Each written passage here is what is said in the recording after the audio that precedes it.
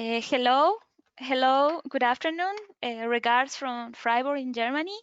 Welcome to the Urban LEDS 2 webinar on a smart cities strategy to accelerate low carbon and climate resilient development.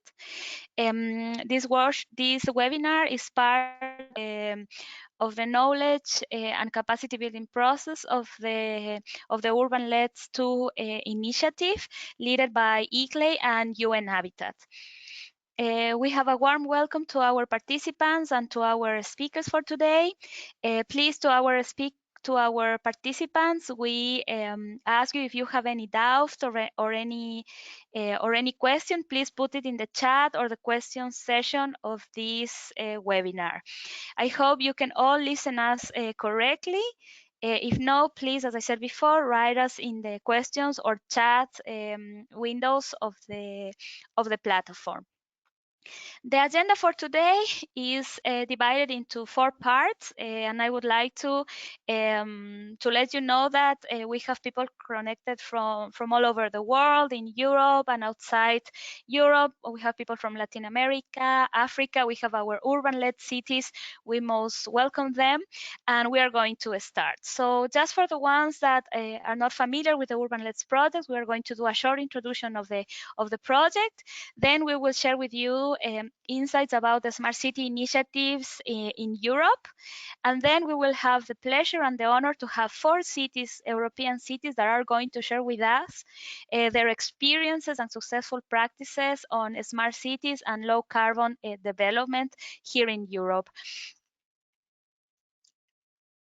So for the ones that are not familiar with the Urban LEDS project, it's very important for you to know that this is a European cooperation project that aims to reduce the greenhouse gas emissions. Sorry, I don't know if you can see the slides correctly. But the aim of the project is to reduce greenhouse gas emissions through urban low emission development strategy. That's why we are called Urban LEDS in all the cities and towns in the world, while contributing to international climate action with a focus on local needs and the role of all levels of governments to enable action. This is a project that has been running for several years already, and we hope that it will continue in the future, but this is the second phase that we are working now. These are the cities that are participating in the Urban LEDS initiatives. You can see we have cities across Europe. We have cities in South America, from Colombia and Brazil. We have also cities in Africa and Asia. We are very glad to be a super diverse and a diverse group of cities trying to work and accelerate climate action on a global level. Together with European cities, because we are part also of Urban LEDS, we have several activities to share with our cities in other countries and to the world. We develop several activities, policy advocacy activities. We support cities in accelerating sustainable energy and climate action planning.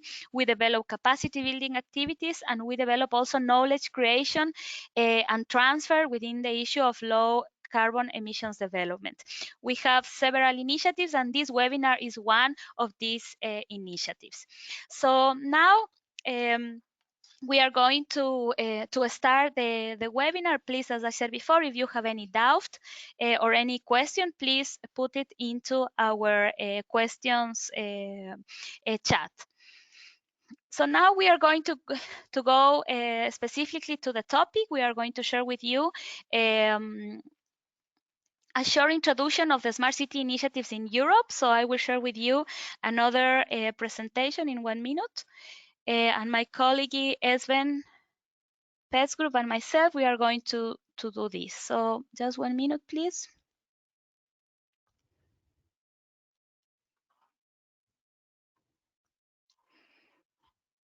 Okay.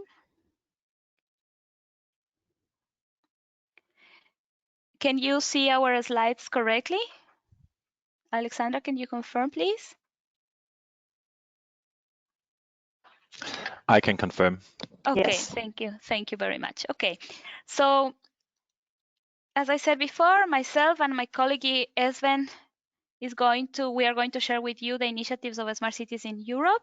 And for us also, it's very important for if in case that you are sharing your insights about this webinar, and also to learn a little more of our products, please help us to share our best practices through our social media channels for today and in the future. So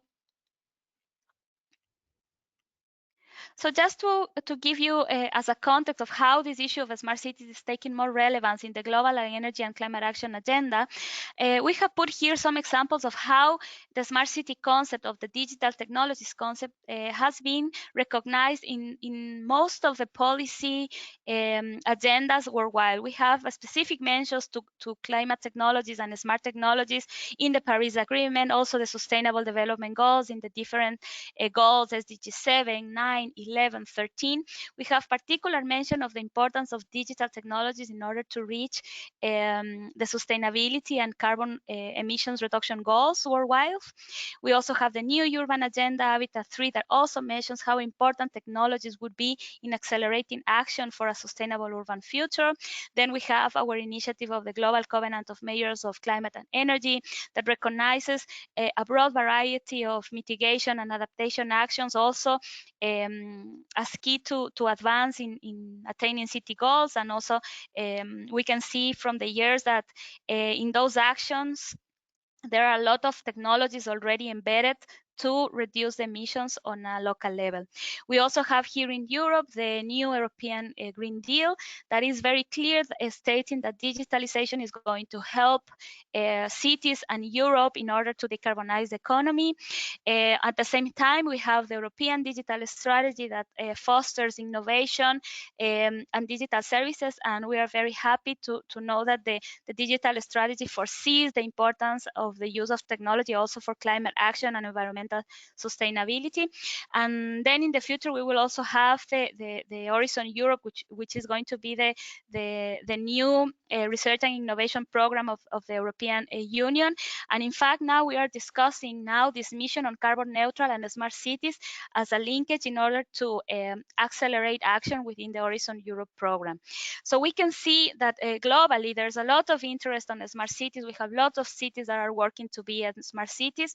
This issue is also taking relevance here in Europe, but at the end, our cities worldwide are the ones that are going to be implementing the smart solutions. So in Europe, we have an innovation partnership, which we call it the Smart Cities and Communities. Is a very important partnership that was created a couple of years, several years ago. Is the Europe's largest smart city initiative. It was funded by the Horizon 2020 Research and Innovation Program, and brings together cities, industries, and citizens to demonstrate solutions, smart city solutions that can be scaled up and replicated. Okay, it's a very big program, a very big initiative that is mobilizing funds, direct funds and co-funds from different partners in the region.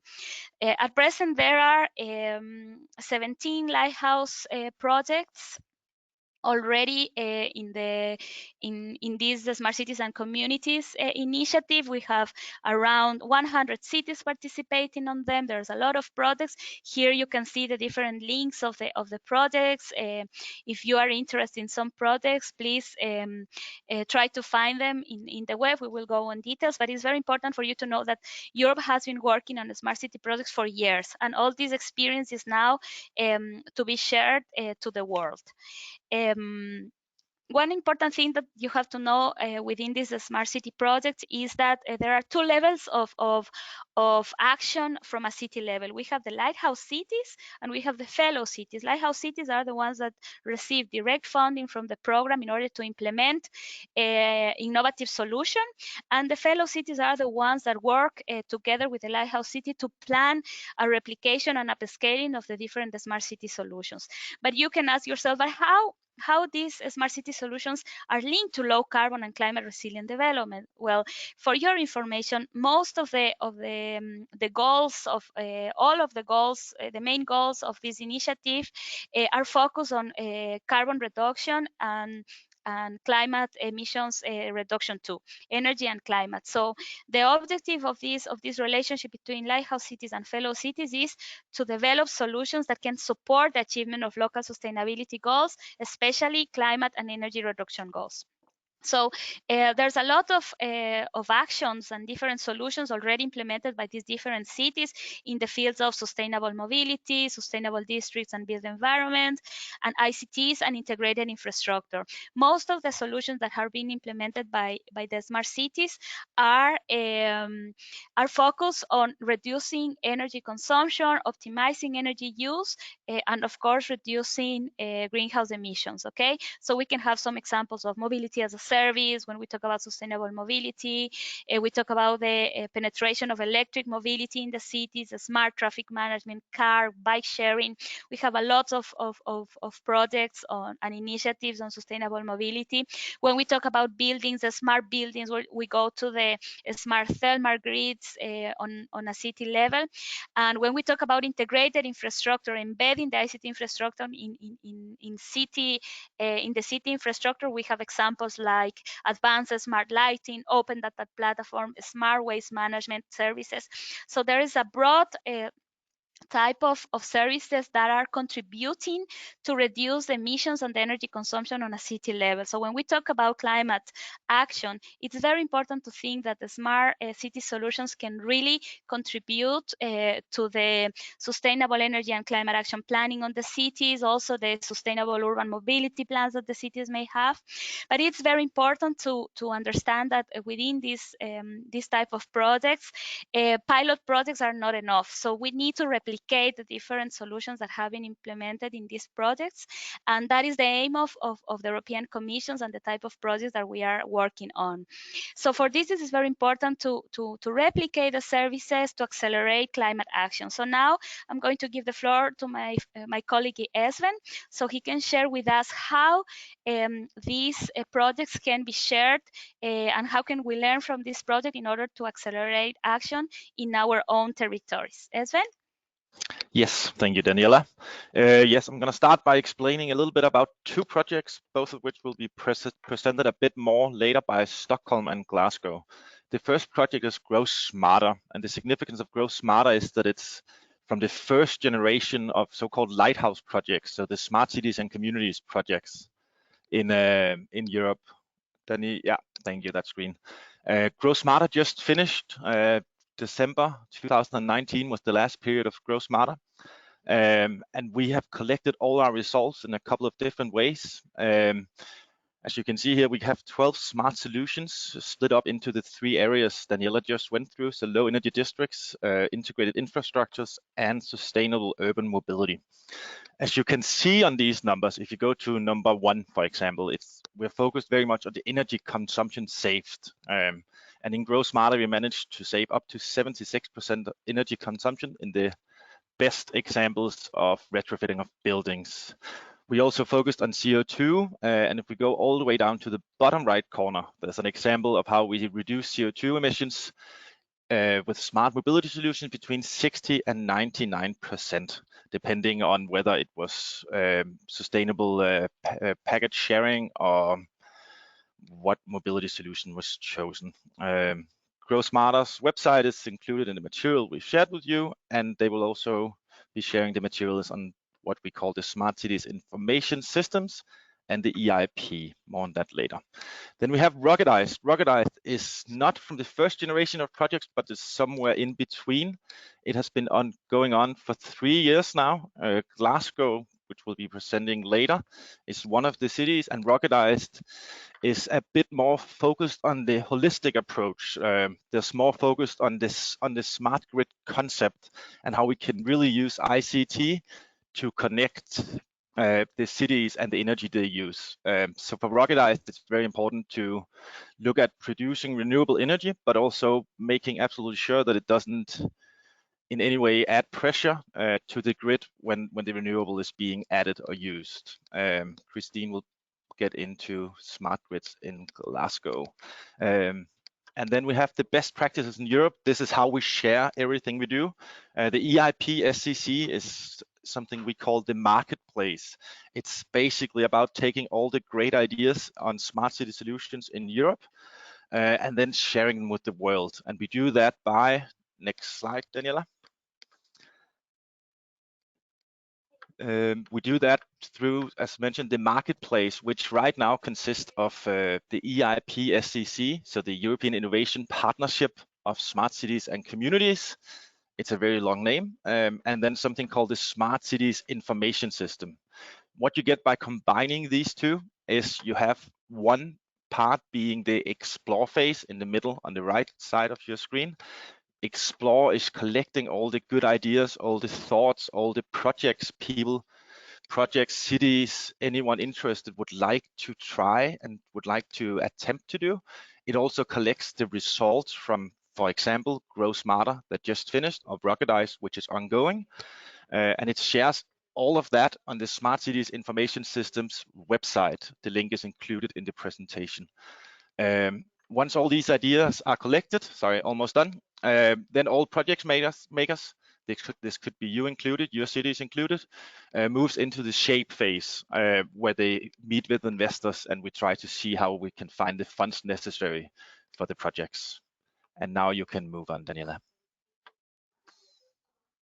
Thank you very much, Esben, for your introduction and for presenting us where our cities can find information about the activities of Europe on the smart city context. So now, as I said before, when we talk about our agenda today, we are very happy today to have several cities sharing their experiences on this. So at this time, I would like to give the floor to Mika Hokosalo from the city of Stockholm that is going to share with us the experience of the city. It's important to know that Stockholm was part of the Grow Smarter project and recently has been recognized internationally as one of the smartest cities in the world. So I will give the floor now to Mika. So please, Mika, floor is yours. Yes. Hello, everyone. So I'm Mika Hokosalo and representing the Stockholm city, and basically been working with smart cities since late 2013. So it's more than 6 years. So a couple of years before we actually started the Grow Smart project. Do you have the screen? Do you see my? We cannot see your slides now, Mika. Have you given the presentation to? No. But I think I can share if you don't have them. Just give me 1 minute and I can be able to share. But can you try to share it, please? Wait. So it's better so you can have the control. Apologies for this, please, 1 minute. Because I don't have.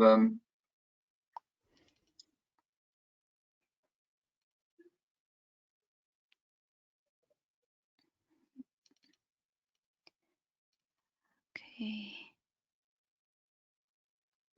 Stockholm. Just 1 minute, Mika. Yeah, I cannot access now the presentation. I have 1 minute, please.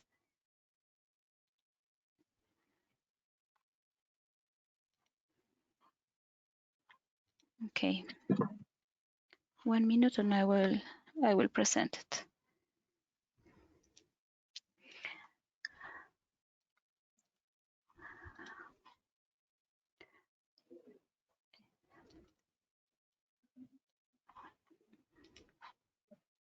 Okay, Mika, so I will become the presenter again and I will share the slides, okay?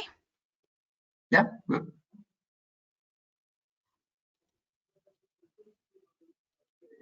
Okay, can you see the slides now? Yeah, I can see that. Yeah, okay. Thank you, Mika. Yeah, okay, so we can go to the second slide. So the already in the beginning of 2015, so the city of Stockholm, we can be on the second slide. We have a strategy to become fossil fuel free in 2040, and that was we realized back then already in 2015 that we need to have smart solutions to be able to do that. The easiest things are already done, so the tricky ones are ahead. And so we need to do, I mean, we have done pretty much already, and we have actually already last year achieved the 2020 goal. So we are 2.1 tons per capita of carbon dioxide equivalents. So but still quite far to go to become fossil fuel free. So if you take the next slide. So what we have left is district heating actually this year, 2020, not part of growth model, but in any case, we will be very close to zero fossil fuels. Electricity is very much the general mix of Sweden, so we will still have some left of fossil fuels, but the big thing has been on the road transport. So that's the big challenge, and that's also something where the city doesn't have full control. So very much is behavior based, but also, I mean, how people travel and if they use cars and when they change their cars and what kind of cars they use in the future. So quite much of the challenges we see in Stockholm, especially in a city that is growing, is related to traffic. So if we take the next slide. So we have in our strategy, and we have made a quite thorough analysis of what things we can do. And so very much, I mean, for instance, this year we are phasing out the last coal-fired plant and also phasing out fossil oils in peak loads. One of the things we had in Grow Smarter, and I'm going to tell a little bit more about this, that we want to increase the use of waste heat. Waste heat is existing in cities, especially in our city. We have realized that there's great potential. So how can we harness that? And also, if increased renewable power production is something that we have done already, large investments in Stockholm. And if it's, on the other hand, we want to become fossil fuel free in road transports, something that we need to do at some point is to prohibit fully fossil fuel sales and sales of these types of vehicles. One of the things in the middle, the increased production of biogas, is something related to the smart waste handling that I will introduce. So that's what something that is actually a waste handling method, but also greatly affecting the transport side. So if we go to the next slide. So in Grow Smarter, we had 4 distinct goals, and the ones that are related to the environmental goals are the reduced energy use with 60% and the reduced transport emissions with 60%. So they're the ones that are mainly from the ecological or environmental side. But at the same time, for instance, I was looking at all the solutions, all the partners, everything in Stockholm. So I needed to find partners and solutions that either, I mean, reduce the energy use, but at the same time can, on the left-hand corner up, you have to improve the quality of life for citizens. Whatever solutions we have, it has to also improve the quality of life. And on the other hand, on the bottom right-hand corner, you have the create economical growth and cost effectiveness. So we are looking at, I mean, creating new jobs or making the administration of the cities more cost effective, or processes more cost effective. So this was a combination. So not only the environmental part, but also these 2 other ones should be in most of the solutions, if not all. So that's something that was tricky in the beginning to really find the best combination of solutions. So if you go forward to the next one, then you have to click. So this on the bottom hand, we have the Grow Smarter, basically the 5.1 and 8.1 related to IoT and big data. We didn't have a vision and we didn't have a strategy when we started the project. So that was something that was actually addressed from the project and addressed from my side, that other cities, we have Barcelona, Köln, they had already strategies and we needed to have something in Stockholm. So the vision came in late 2015, and Stockholm ambition suddenly was to become the world's smartest city by 2040 and put 100 million kronor, so 10 million euros in this work. So that was a huge investment and also appreciation for this work. And we still didn't have the strategy. So in 2015, there was a budget for creating a strategy. And during 2016, this was done, and I was part of that work. And so we made a strategy for a smart connected city. And it was then approved by the city council. And if you click that on, then you will see that the picture. In the beginning of 2017, it was. Just 1 minute, please. Yeah, sorry. Yeah, sorry. It was, and if you look if you see, it's quite small, but in the very core, in the very center, you see that it's creating a higher quality of life for citizens. So we define that whatever we do in terms of digitalizations or IoT sensors or whatever, we have to look at the citizens first and foremost. I mean, does it create a better quality of life? I mean, does it make life easier or better in any way for the citizens? If so, then we can start doing the other things. So that was something that was in the core, and this strategy was also then guidelining the work that we were doing in Grow Smarter. So it made a sidetrack because we didn't have a strategy, and then it came back, and we have actually been implementing that.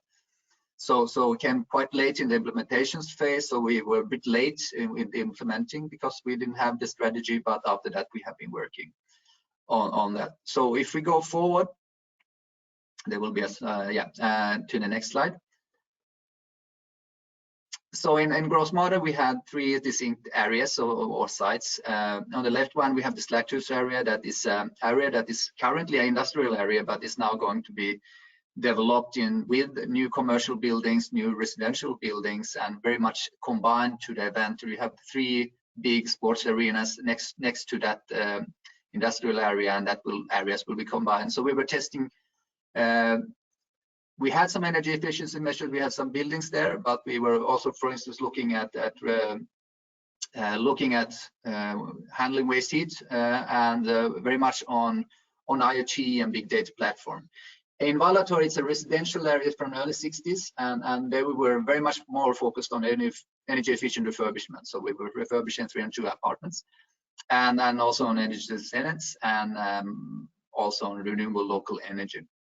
Then we had the smart waste handling system installed there, and we had a delivery and mobility solutions, and also a smart lighting solution there. And then we had in the other parts of Stockholm, for instance, in West area, we had, for instance, a data center recovery where we recovered waste heat, and then we had alternative fuel station installed in Westbury as well.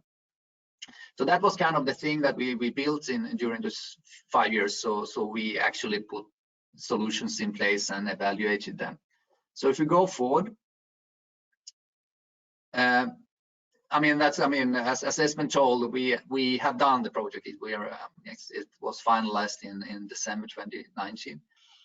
And we can see that regarding buildings and district heating, so according to our strategy, we need to reduce around 30% in the existing buildings, the energy use. And in Grow Smarter, we could show that to reduce minimum 30% is possible in all types of buildings, that all the 9 types of buildings we had.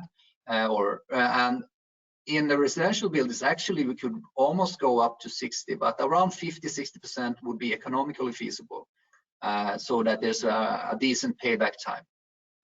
So we can go actually quite much ahead, and we are talking about buildings from the 1960s here. So there's very great potential, also European-wide. Then we were looking also on the waste heat. So we have realized that there's quite much more data centers in the world, and I think that currently they're using equivalent of I think 10% of the total electricity use in the world goes to data centers. It's quite a big one. And always when you process data, you get, on the other hand, you get wasted heat. I mean, you have to cool them down, and when you cool them down, on the other side, there's heat produced. So there's quite much waste heat from data centers. If you go back a bit so we checked this and realized that actually this is economically feasible for the data centers. It's a 5-year payback time. It's good for the utility company that is producing district heat, and it's also good for the city because we can then have a district heating without any fossil fuels. So kind of a win-win-win situation there. So it was very, very successful. If you go to the next one. In electricity, we were looking at saving electricity in buildings, but also in street environments, for instance, in regarding smart lighting. And we could see that, it's quite easy with technology to save 20-30% in electricity, but our electricity prices in Sweden are so low that we have very long payback times. It could work much better in other types of cities with the same solutions, but in our cities we don't get good payback times. Otherwise, the technology is functioning very well, and it's saving electricity. So it's more of a political decision than for the city that, okay, we want to save electricity, therefore we do not care so much about longer payback times. So it's more a political decision if we will do that on a large scale or not. And also, when we look at photovoltaics and solar power, we will look at the combination of photovoltaics, battery storage, and energy, meaning that we could steer more efficiently the output and the use of solar electricity. And we can see that, I mean, we get a much more improved output from photovoltaics with these kind of solutions, and that's something we are now looking into to extend in Stockholm. So we believe very much in that combination. If you go to the next one, road transports, we had quite much different solutions, and here it's a combination of very much different measures together can reduce the 60%. So it's not one single measure. So that's something, and not all of the mobility measures did work, I mean, for different types of reasons. So it's you have to find the right combination for the city. So that's very, very scattered. If you compare with the saving energy, this is much more tricky. And also we were looking at I mean, we want to use more biofuels and also electricity. So we were looking at these solutions, and also found that it's quite possible to do that and extend the possibilities for for both cargo traffic and personal traffic to use this more. And we have much more availability now than in the beginning of the project. And the last thing is actually that this is not related to work package 4 or urban mobility or sustainable mobility more, but it's more related to ICT. Is that at the beginning of the project we only had statistical data for how much fossil fuels are released in the air from traffic. So we had 2017 or 2-year-old data, and what we did was that we created a zone, and in that zone we could get real-time data. So in the last picture there, the small one, is that on the last 15 minutes how much carbon dioxide emissions have been in that area. This gives a completely different possibility to analyze, have we done the right things, and also predict things, and focus on the peaks, and realizing why is this peak happening and what can we do with that. If we reduce this type of vehicles, how much will it be reduced, and so forth. So this is really, really important to have this kind of real-time data. So our success stories, I mean, of these 12 solutions, I mean, one of the things that Espen just mentioned was that residential buildings, on average, we could cut with 64% the energy use, and we are talking about buildings from 1960 and 1961. So it's and our old buildings are now better than our new fresh buildings in a new built area. So that's a really, really high and good achievement. Also, the carbon dioxide savings though was more around 70%, and so that's something that we see as very successful, and that we can scale up and replicate. Another one was with the data centers. Currently today in Stockholm, around 31,000 apartments are heated up by the waste heat of data centers. We can go up to more than 100,000 apartments. Or even more. So that's and as I said, this is completely economically feasible also for the client, for the data center provider. So the payback time is 5 years for them for the investment.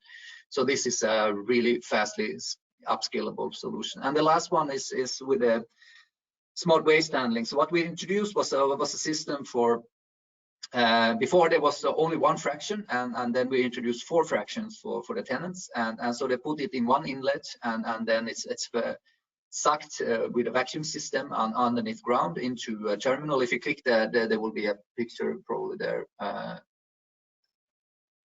If you just click, I think there's a and then yes. So you can see the terminal. So all these different color bags going into one container, and then it's transported to optical sorting facility. With this, we can save the space for waste handling compared to a conventional bin system with around 85%. So it requires 85% less space, urban space. And also it reduces the transports, waste transport with 90%. So it's not only about that, but also we can get that green bag that this person is just putting in is the bio-waste bag. So we also can, before we could not separate the bio-waste, but now we have bio-waste that can be transformed into biogas and used in vehicles. So you get many different benefits from this smart waste handling system, and it has been working very well. And the fractions have been very pure. So that has been, and also as Espen told earlier, the rest fraction has been reduced with 2/3, so 66%. That was before incinerated, is now being reused for other purposes. So that's basically the Stockholm thing, and there's still a website up, right, Espen? And there is more information, and also the blogs and all that we have collected. Lots of material, results, reports, and so forth. Yes. So there you can find much information. Thank you very much, Mika. Thank you very much for this wonderful presentation. As Mika said, here you can have the links on the information of the solutions of the Grow Smarter project from Stockholm, but also from the other cities. We will have also the city of Cork presenting to us later. And now I would like to thank Mika again and give the floor to Christine from the city of Glasgow, so she can share with us her experience on smart cities and low carbon strategies. Hi everyone, thanks very much for having me Hi, today. Christine. Thank you. So I will start off by just talking you through Glasgow's smart city journey. And 1 wee second, I'm just going to maximise my screen here.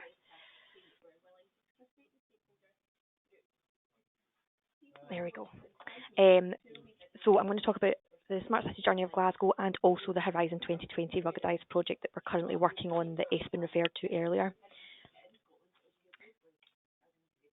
So the smart city concept is not new in Scotland, and actually all of the 7 cities in Scotland are part of the Scottish Cities Alliance and work on the 8th city concept, which is actually the concept of creating a smart city.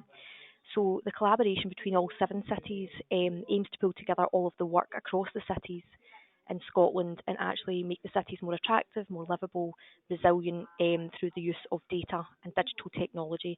And apologies, I've not actually included the link to that, but I can send that on after the presentation. So Glasgow Smart City Journey, we've been on a Smart City Journey actually for several years.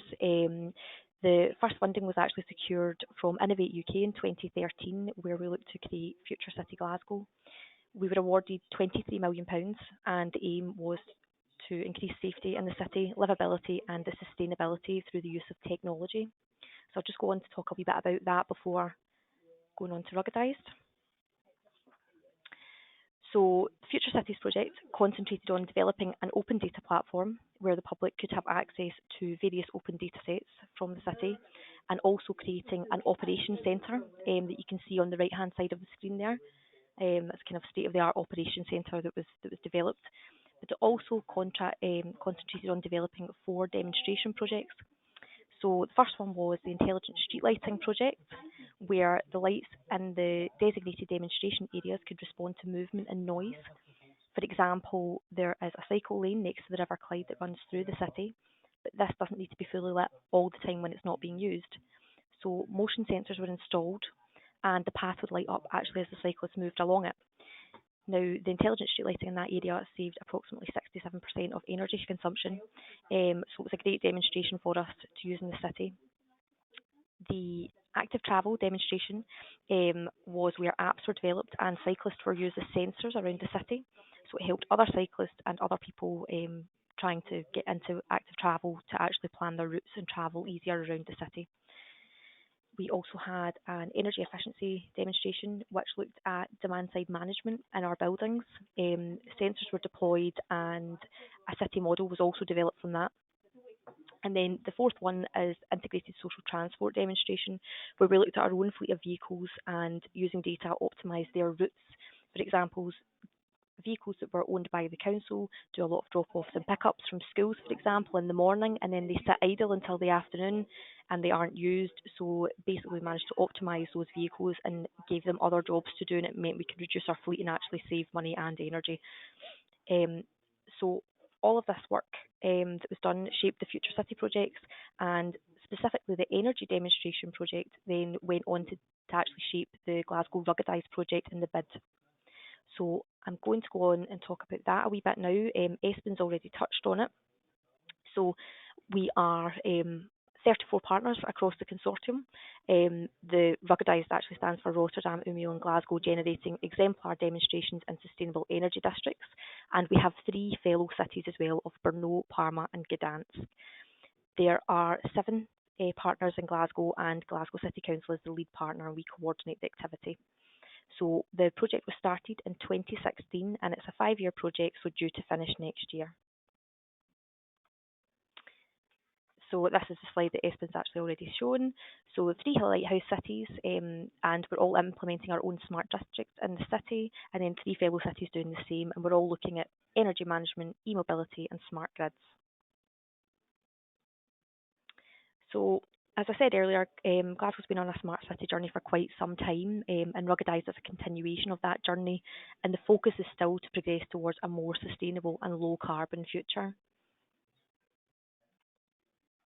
So I'll talk to you a wee bit about the actual district, and then I'll focus in on a couple of examples. So the district runs from the city centre out to the east end of the city, and it incorporates the old Glasgow City Council Chambers building that the council owns, the University of Strathclyde campus, the Drygate area, which is actually an area of social housing that experiences high levels of fuel poverty. And just to clarify, that fuel poverty in Scotland is classed as when a household is required to spend more than 10% of their income on heating and other fuel costs. It also includes Tennant's Brewery, only in a Scottish project where we managed to get a brewery involved, and we have Tennant's Brewery there where Glasgow's famous lager is brewed. And also you can see on the map there that College Lands, which has a multi-storey car park there on site as well that we're utilising in the project.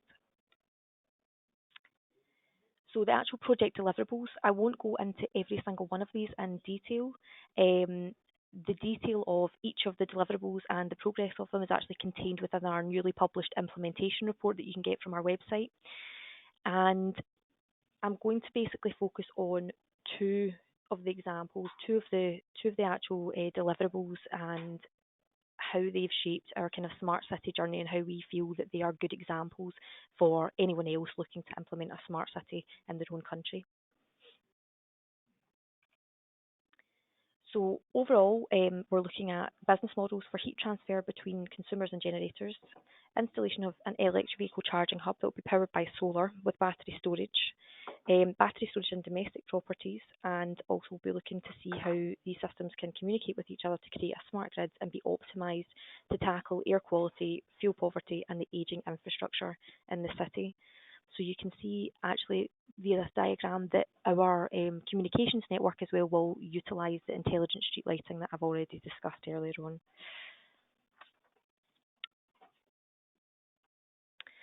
So the 2 examples I'm going to focus on, the first one is our deliverable, and it was deliverable 4.5, and what we had to do was create a database decision platform. I've already mentioned that the Future Cities project looked to open a lot of our data sets, but the data that was provided requires experts to analyse it, and all the data sets are standalone with no way of integration or analysis of them. So the decision was made to build this new database decision platform, and what we decided to do with this project was actually build the database decision platform in-house. So it is using the resources that we have within the council, and it's bespoke and fit for purpose, so it's not an off-the-shelf product. A lot of the time with off-the-shelf products, it tends to be that you have to make your system fit the product, but for us we wanted to actually have a system that met our needs. So what the system does is allows for the creation of unique dashboards for each user. So it pulls together all the open data that we already have in the city and also all the data from the project district. So it will allow us to actually look at upscaling and replication of the solutions across the city using the data that we have available to us. So this is just an example of how a dashboard can be created and saved and made public and available to other users. And it's a good example of how technology must do really what your city needs it to do. Here you can see the electric vehicle charging data. Now, before we actually worked on this project, we didn't have access to all of the data, but through this we've managed to basically work with our partners, our project partners, Transport Scotland, and actually get meaningful data sets in so that we can look at the upscaling of the solutions in the future. The second solution is not specifically a deliverable for the project, it's more a task. It's through Work Package 6, and what we were tasked with doing was setting up an innovation platform, so an institutional cooperation arena for partners to foster cross-border work within and between relevant stakeholders. And this is really very fitting with time, because actually we just launched our Sustainable Glasgow initiative yesterday. So Sustainable Glasgow will look to bring together previously siloed data and organisations to work together to tackle the current climate and ecological emergency. So the sharing of the information between the city stakeholders and breaking down the barriers, we believe, allows for innovation and low carbon solutions so that we can actually look at tackling climate change issues. So the Sustainable Glasgow board will look to bring in partners from different sectors. So that will be private sector, public sector, and also right down to community groups as well. And we'll be looking to set up expert commissions, and those expert commissions will tackle the different areas and how we move forward to deal with climate change. And that's just a wee picture from yesterday. It was really well attended by lots of different stakeholders from across the city. So just to summarise, I'd been asked to basically look at how kind of good examples from our city and how we felt the smart cities could move forward. So these are just that's a kind of summary. Solutions should always be able to be upscaled across the city and to other cities as well, and sharing learning and practices, best practices, is really, really useful. It's been really useful for us throughout this process. When thinking of your solutions, consider whether it's possible to develop them within your organisation without having to buy off-the-shelf products. And ultimately, my final point would be that collaboration is the key to success of your city and a low-carbon, sustainable future. So thank you very much for listening, and if you want any further information, as I say, our implementation report has just been publicised and you can get that at our website. Thank you very much, Christina. A wonderful presentation. We really appreciate that your time to share the experience in Glasgow and the Ruggedized project with our urban LEDS cities and also our external participants today. So before going to the next presentation, please, I ask to our participants again, if you have any question, please don't forget to put it in the chat or the questions window of the platform GoToWebinar. We will be answering the questions at the end of the when we finish all the presentations from our participants. So now I would like to give the floor to our next presenter. Now we are going to go to other city, which is the city of Cork in Ireland. Cork is also a fellow city of the Grow Smarter project, and they are also cities of our urban LEDS initiative. So we are very happy to have Michal to present his slides today. Michal, please.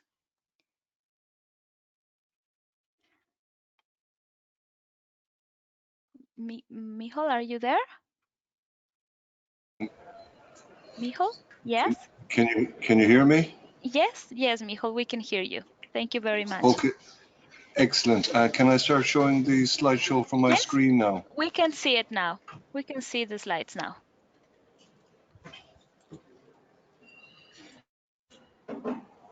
Thank you very much, Michal.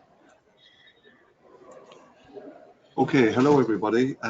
Welcome. My name is Michal Lyons. I'm from the city of Cork, and happy to take questions afterwards. I know I've only got about 10 minutes, and I'll go through the slideshow right now. These are the contents of my presentation. quick question on why we've done climate adaptation first. When do we do the rest of the climate action? Work we've done to date, future areas of focus for us, and what we've learned from the EU Smart Cities and the Grow Smarter initiatives. We had, by legislation to provide and to develop a climate adaptation strategy and get it adopted by our local politicians in Cork City here on the 31st of September 2019, and this we did. What we're trying to do here is to make the city as climate resilient as possible and to start on our journey for all of climate action, which will include mitigation as well as biodiversity and circular economy. Just to give you an idea where Cork is, it's down at the very bottom of Ireland here. You can see the cities that you already know: Dublin, Belfast, Galway. Also to remember that the jurisdiction that we're in, we're both a city and a county. So we are the city local government surrounded by the rest of the county. And we had an interesting time last year where we actually extended our boundary for the first time in about 50 or 60 years. So we basically doubled our population to about 215,000 people, and we almost five-folded the area which is now under our jurisdiction. Just to give you a quick thing about Cork, I won't go through all of these, but what I'm trying to say here is that as well as having a lot of advantages in a city like Cork with airports and ports and hospitals and a vibrant economic sector, these can turn into disadvantages in a way when you have climate disruption. So this is just a little picture which I'll zoom in on the next slide. Gives you an idea of all of the things that when they go wrong can affect not only the city and its inhabitants and the workers and the tourists, but also the county as well, surrounded by the county of Cork, our region of Munster, and indeed Ireland itself. Now, just to give you an idea, you'll see there that there's quite a number of hospitals here. It's two very large third-level education facilities, train stations, ports, airports, a very large Apple computer manufacturing facility. Where you can see the red arrow there, what I'm trying to bring across there is that there's a very large food distribution site here.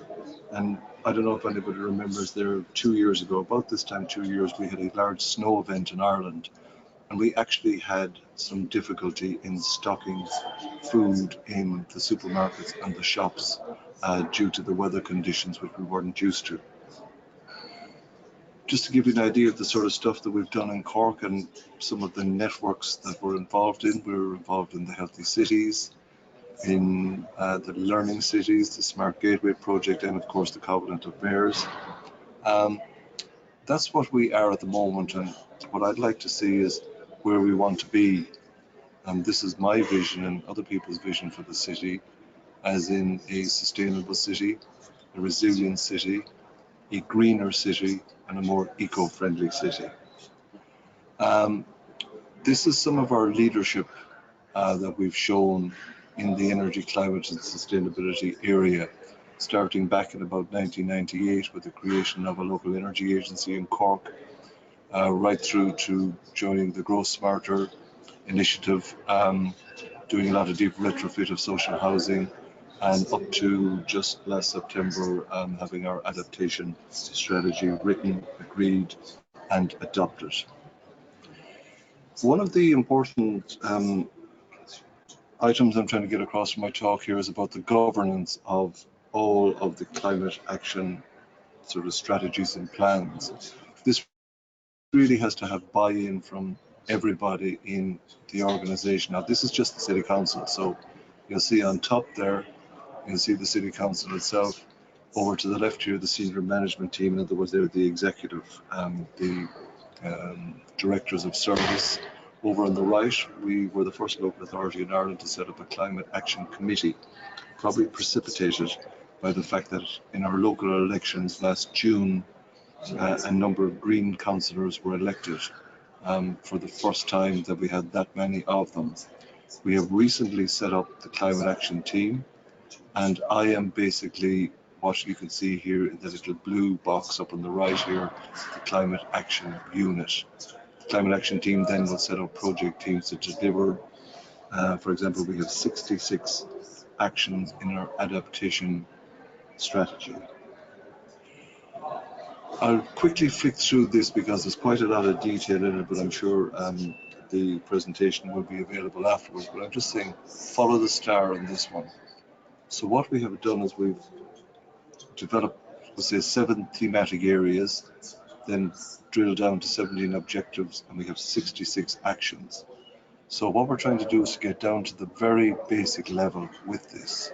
So if we go on here, this is one of the thematic areas, local adaptation, governance, business ops. They have a number of objectives, 1, 2, 3, etc. So if we move on a little bit quicker, then what we need to see here is that various people and directorates, in other words, areas of responsibility within Cork City Council, have been tasked with leading these particular objectives. And then that further drills down into specific actions. And we can see here that you have action top left-hand corner, 4.1, and the lead for that will be the Roads and Environment Operations Department. And then note that we have a certain number of external partners. We can't do all of this work in splendid isolation in Cork City Council, but we need to engage with people.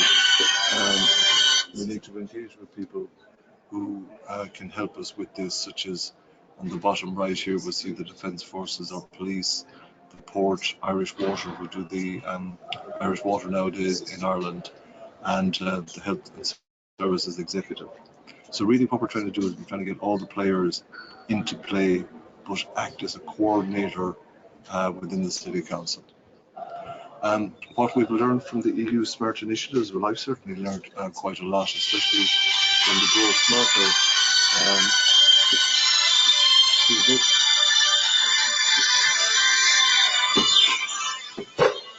Especially from the Grow Smarter initiative. And I think what we have here is the big message, I think, here is that if we can develop a strategy, implement it properly, using smart cities methodology and replication, we can actually change the culture, the behavior to make our city more resilient, sustainable and livable. The 3 particular focus points of Grow Smarter, the low energy districts, sustainable urban mobility and integrated infrastructure, are actually perfect for the sort of work that we're trying to do at the moment. And there's a lot of benefit to be got from developing networks, how we can leverage our own sort of second follower status to help other people. And all of these things align strongly with all of the local, regional and governmental strategies. You see some of them laid out there before you, including the Climate Action Plan, that was the latest one. And what we've learned from EU Smart Initiatives is that it's an excellent head start on developing what we need to develop, seeing as that we have been very slow starters in Ireland over the last 20 or 30 years. Okay, that's the end of my presentation, and thanks very much, and I look forward to some questions. Thank you. Thank you very much, Michal, for your excellent presentation, for staying in time. Thank you very much. I think it's a very interesting approach, how you have find the synergies between the climate adaptation strategies and smart city strategies. Thank you very much for sharing this. At the end of the presentation, we are going to have some questions. So thank you very much again. Okay. So now I would like to give the floor to Nicolae Moldova from Albaluja. Now he's going to present us the smart city strategy of Albaluja in Romania. Nicolae, please, I'll give you the floor. Yeah, thank you. Okay. Can you see my presentation? Yes, we can see it. Okay, so first of all, I want to salute you from Alba Iulia, which is the other capital of Romania. is the symbolic capital of the unity of Romania, and is the place where Romania was born 101 years ago. It's a small to medium-sized city which is situated in the middle of Transylvania, that famous region all over the world due to Dracula stories. But today I want to present you some very interesting key facts about our city and its efforts, its initiatives related to the improving the living conditions in the city, and especially improving the let's say that aspects related to the things that are making citizens more happier in an urban area. And of course, we are discussing about a lot of investments, physical investments, and most of them are related to the reduction of the CO2 emissions.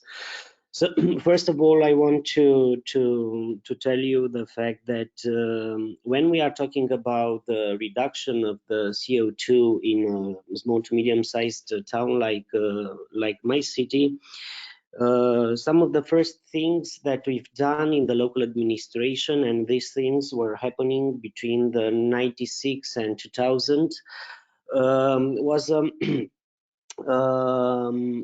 strategy to improve the entire physical infrastructure of the city, starting with the potable and the water sewage system in the city.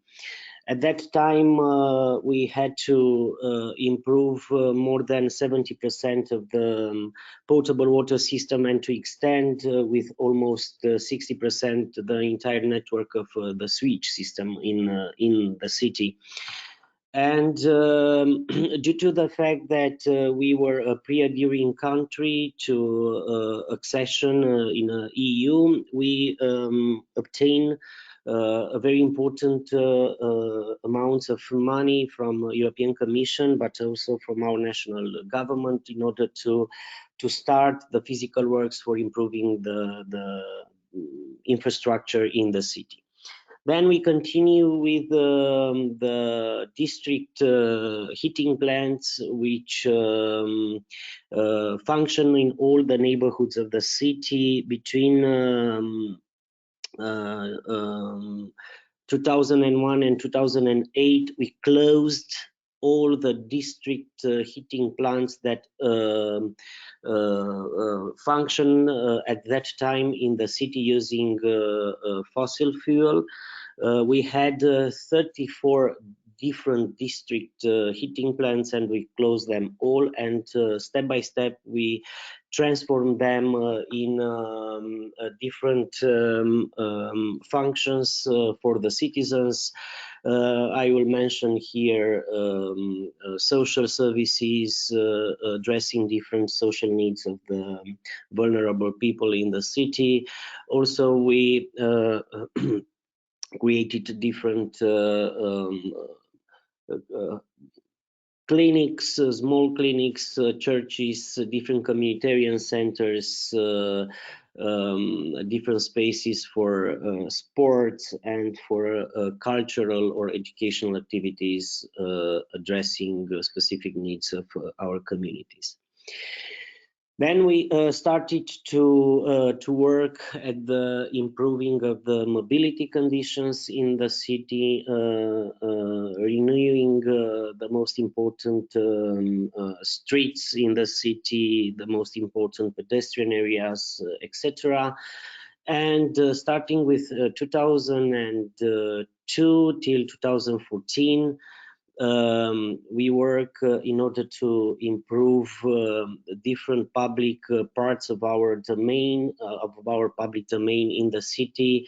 And I will name here some very important projects. One of the most important for the city and also for Romania is the fact that in the middle of our city is the largest fortress from Southeastern Europe, a fortress which is built on 3 different historic ages, starting with the Roman time. So starting with the period more than 2,000 years, and this fortress is having more than 110 hectares, and we almost entirely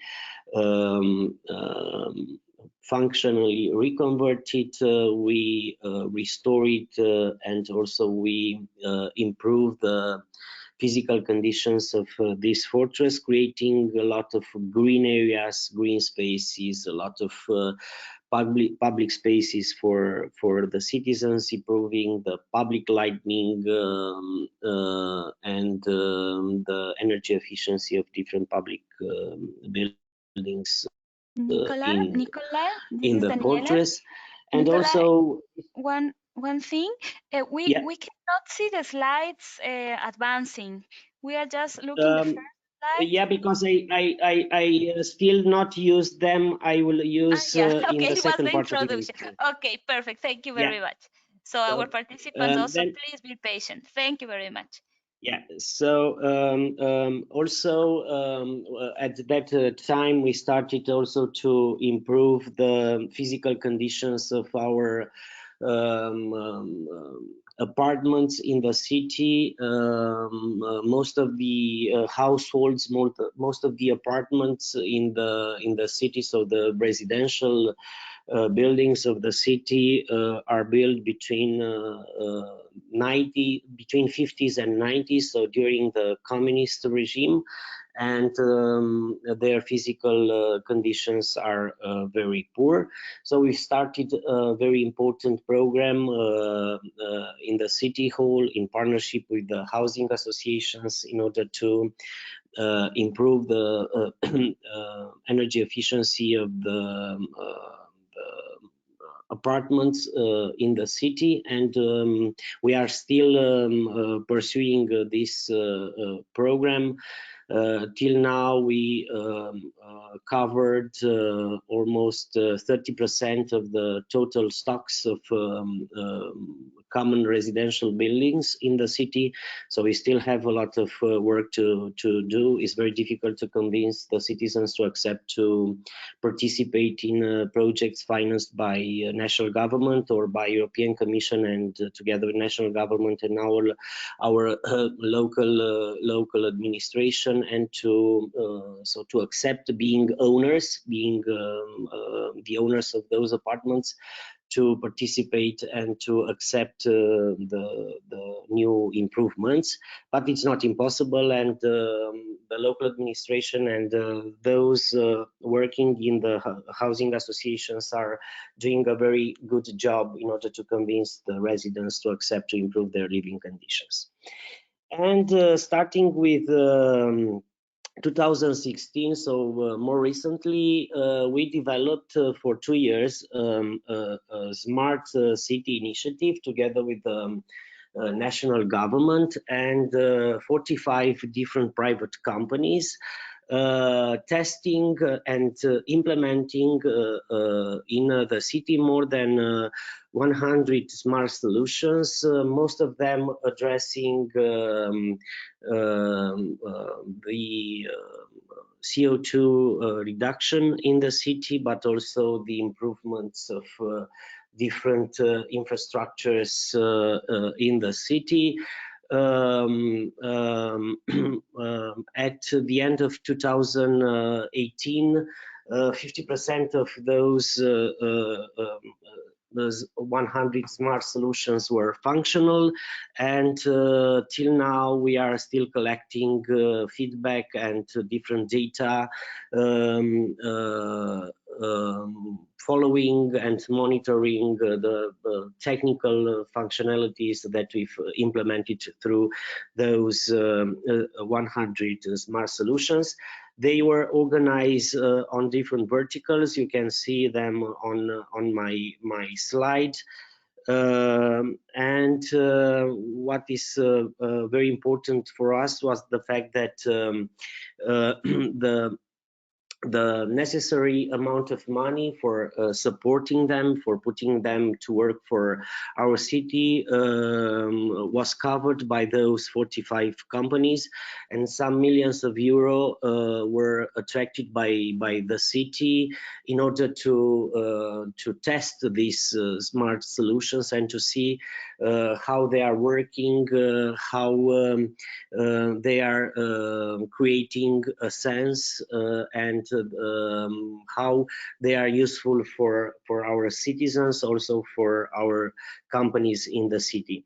You can see on this slide some of the companies which worked and are still working for our city in order to test smart solutions addressing the challenges that urban areas right now are facing in small to medium-sized cities like my city. So you can see that there are multinational companies, big multinational companies, but also there are startups from Romania, but also from different other countries. And what is very important is the fact that after the pilot phase, we started to scale up and to extend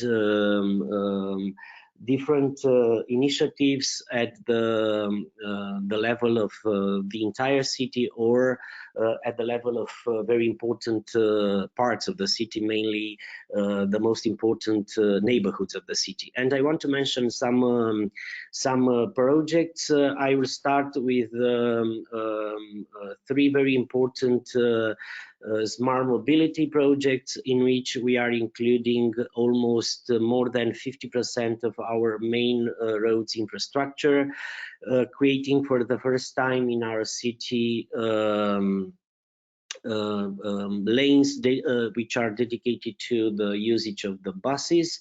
Also bicycle lanes on more than 29 kilometers.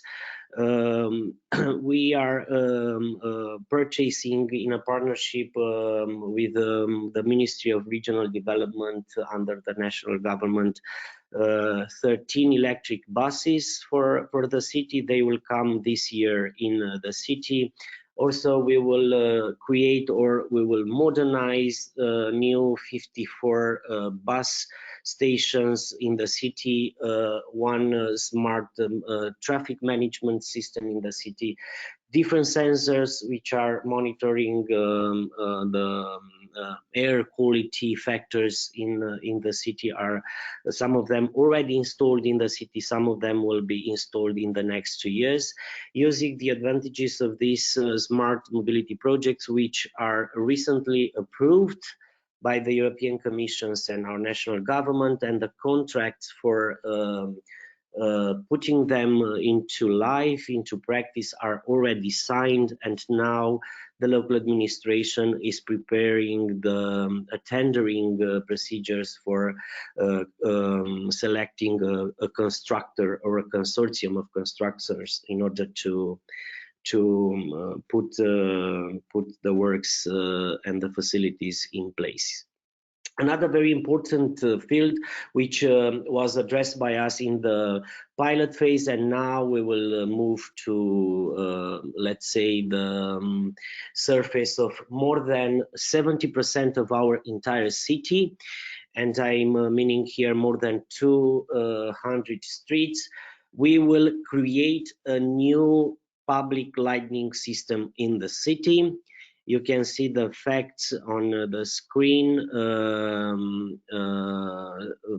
which is very relevant, that the CO2 emissions will decrease with 50%, and also we will have 50% reductions of our costs, which are right now paid by the citizens to different electricity companies. So the contracts for this new public lighting system in the city are already signed, and till the end of this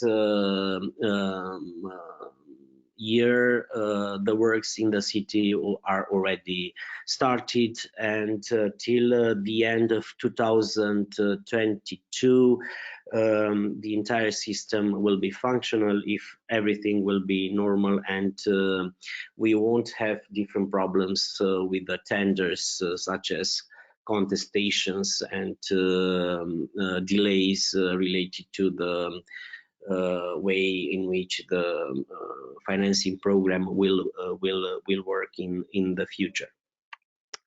Also, other very important smart projects that are addressing the CO2 reduction in the city, but also there are projects very useful for making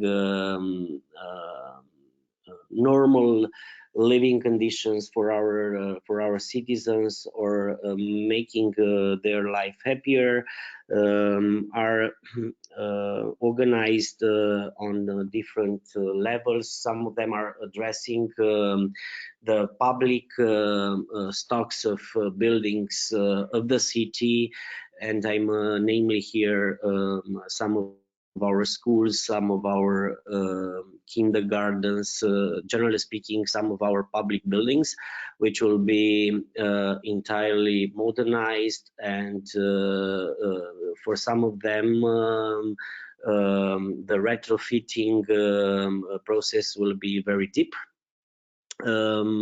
Also, we will create new buildings in the city, such as a museum for children, which will be near zero CO2 emission building. It will be the first this kind of building in our city, and it will be a project that is already undergoing, and the constructions will be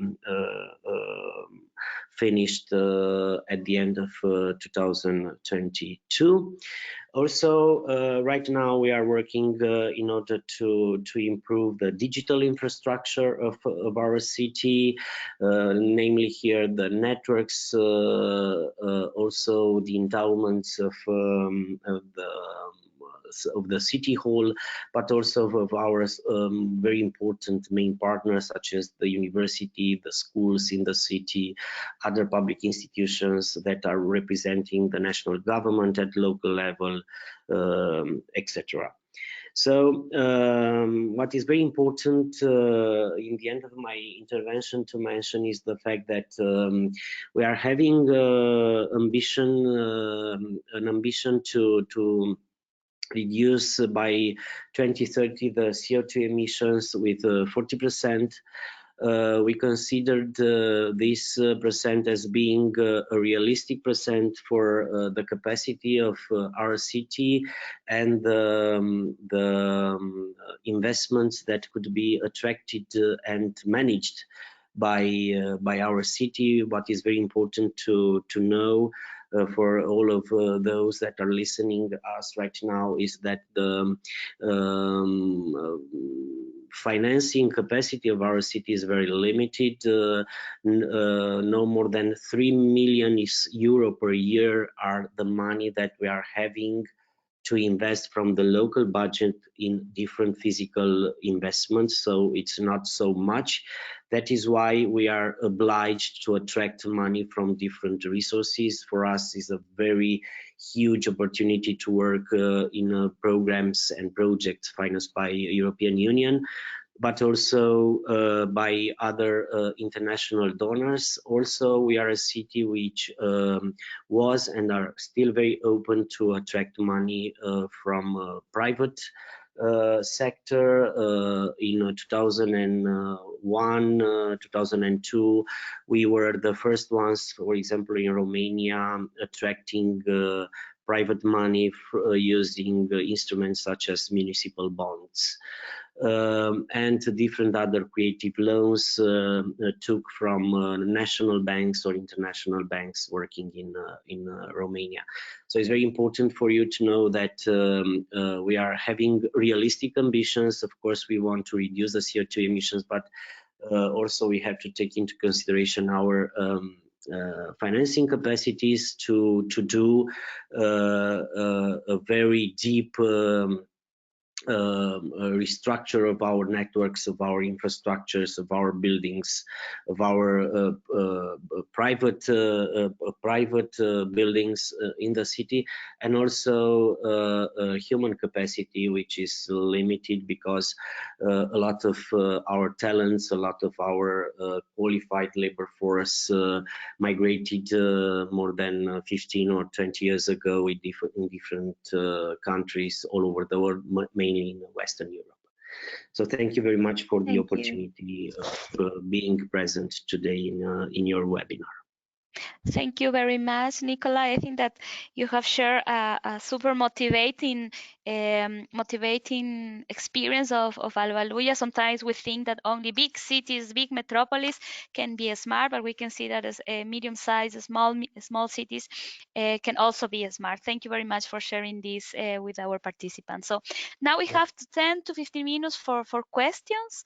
I would like to thank again our panelists, and I will I have some questions already received by our audience, so I will share with our presenter. So the first questions, I don't know, Mika, if you are still there.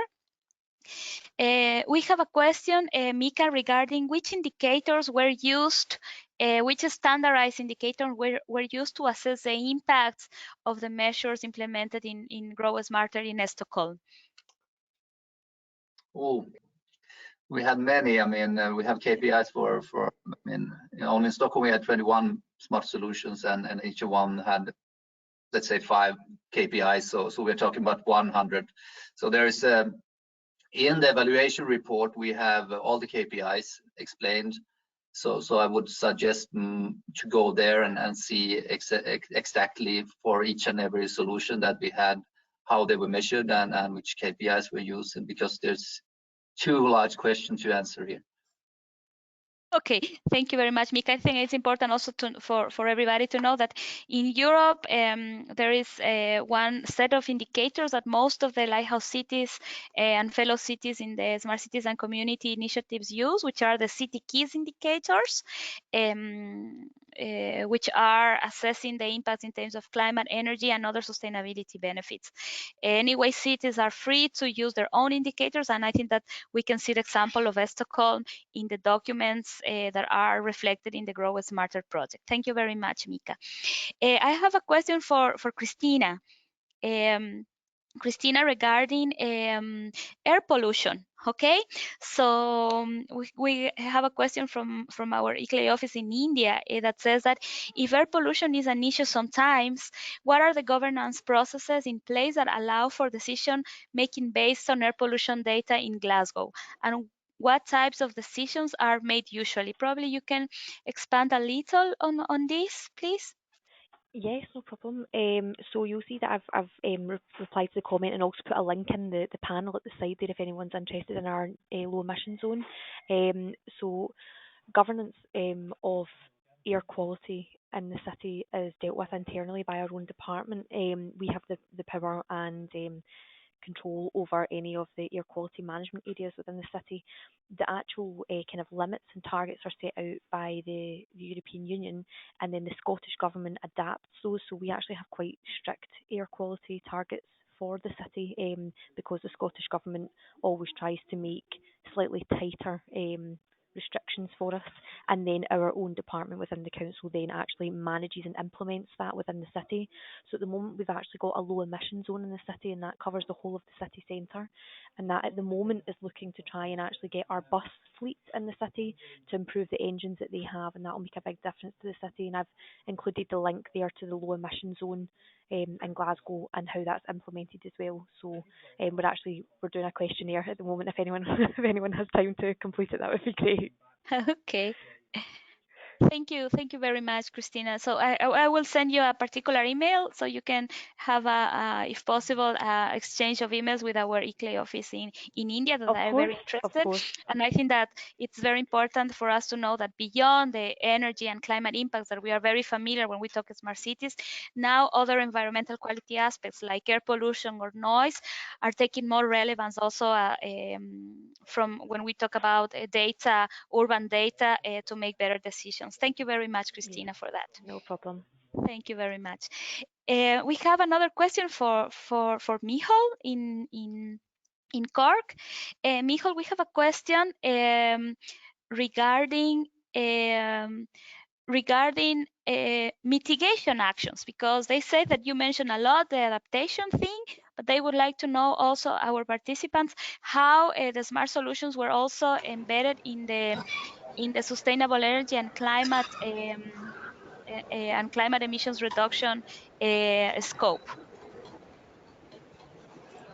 Hello, can you hear me? Yes, we can. Okay, great. I'm sorry if I gave the wrong impression, but the presentation started off with adaptation mainly because of the government decree that we have an adaptation strategy, and this was for every local authority in the country.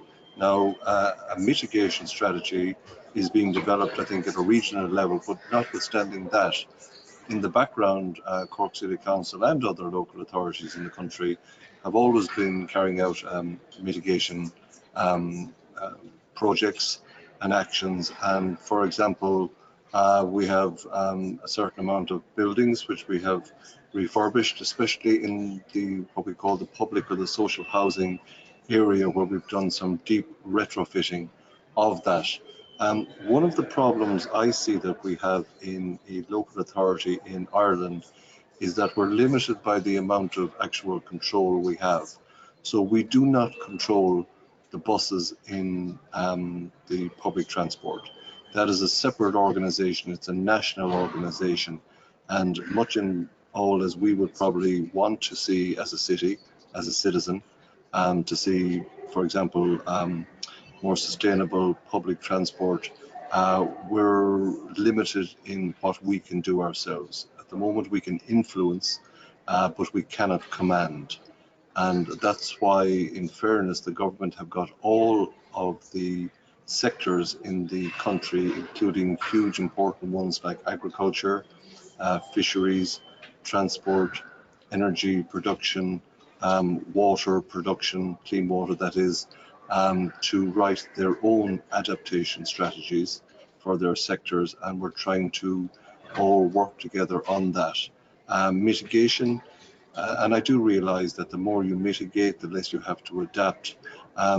We just don't actually have a national mitigation strategy at the moment that's in law. It was just about to come into law, a new Climate Act in January of this year, but then they decided to call a governmental election.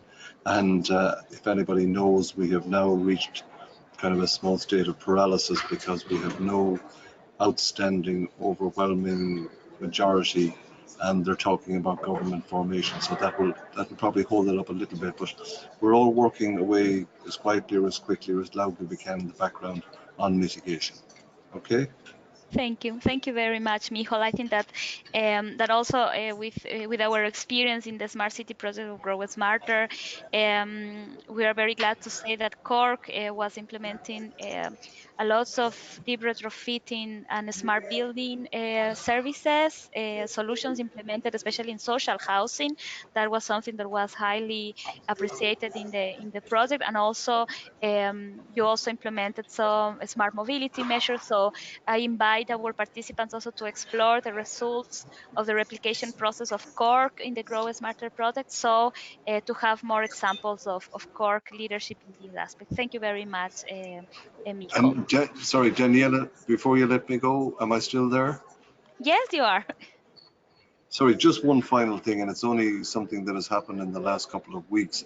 We in Cork City, we have a fleet of vehicles for all the work that we do on roads, etc., etc. We have recently, I think, because we hire our fleet, we don't buy it or we lease it. We recently leased 80, that's 80, I think, out of a total of about 300 or maybe 250 vehicles. They're full electric vehicles, and we're launching a campaign on that in the next couple of weeks. So I think that's a good mitigation example that we've just recently done. Yeah, thank you very much, Michal. I think that that's why it's very important that we share all these best practices, and we are glad that within the Urban Let's projects we are able to share these with other cities of the world. So we will assure that all of the information of the different mitigation and adaptation actions related to smart cities are going to be in the Urban Let's webpage. Okay, for our participants. Thank you, Michal. So we really have 2 more minutes left. We have several questions. We have managed to respond all. We have one for Nikolai. Nikolai, we have one question for you, Yeah. specifically on what mechanisms has been put in place at a policy level to ensure that residential areas are adopting energy or transport efficiency measures. How this has been done with the citizens. First of all, it was, let's say, communication mechanism and an education one, due to the fact that it's not mandatory in Romania in order to convince the private owners to thermal insulate their apartments. So the local administration started a dialogue more than 15 years ago, a dialogue with residents, which was organized and was mediated together with the housing associations and their representatives. And then with different local NGOs being active in environment field, and also with different consultants, engineers. So all together, we created a communicational framework, let's say, and we're trying to convince the residents to accept to use money from European Union, money took also from the national government or from different loans, which were taken by the local administration, and to improve all the blocks of flats, all the constructions, in order to reduce the CO2 emissions, in order to create uh, um, a new image, a new aesthetic image for the neighborhoods and for the city. Also to improve the market related to the buying of the apartments by different other owners, and also to gain more taxes at our local budget. So we don't have in Romania a mandatory law at national level or at the local level which imposed to the residents, the private residents, to change their physical infrastructure of the apartments, but we are working in order to educate them to understand that is better for their living conditions and also for the environment in the entire city. Okay, thank you very much for the clarification, Nikolai. I think that most of the learnings of the smart cities and communities projects in Europe have this component of the importance of engaging citizens during the whole process of developing the solutions. For buildings, for transport, for everything, we have found in all of the projects that citizens' participation is an important process that has to be done in a very early stage. So thank you very much for pointing this out. And as a matter of time, we have to close this webinar. We will share with the participants the slides once we confirm with the different presenters if this is possible. And also you will find the recording of the webinar on the Urban LEDS webpage. Please remember that Urban LED is a project led by ICLEI and by UN Habitat to drive low carbon and climate resilience development worldwide. Thank you very much for your time, and see you on the next webinar.